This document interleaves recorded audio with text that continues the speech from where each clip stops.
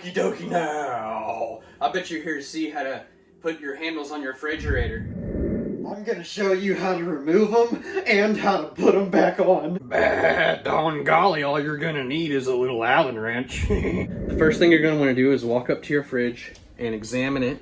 Okay, right here is a little screw at the top, and there's a little screw right here at the bottom. That's for your Allen wrench to go in there.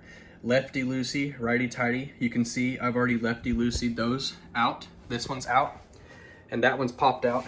And then this one over here, I've done the same thing. Now that you have those lefty-loosey, you can see there's an Allen wrench spot right here. Now yours might be a flathead or who knows what, but these are pretty much standard. It's the same way on pretty much every fridge, even older fridges, okay? So there's that. Once you lefty-loosey that, you can see there's a hole inside right here. That little deal just goes over this little nubbit, okay? You literally just, and there's one at the bottom too. A little nub down there, and there's a hole right here. Very simple. You're just gonna put it over that little nub.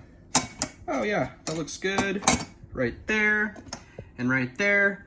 And now we're gonna use that Allen wrench to righty-tighty.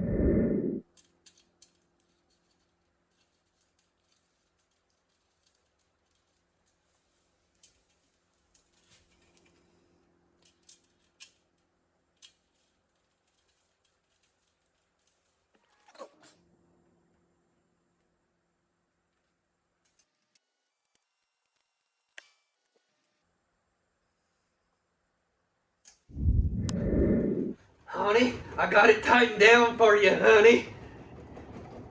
If you like this video, go ahead and subscribe to the channel and like this video if it was helpful in any way. See you next time.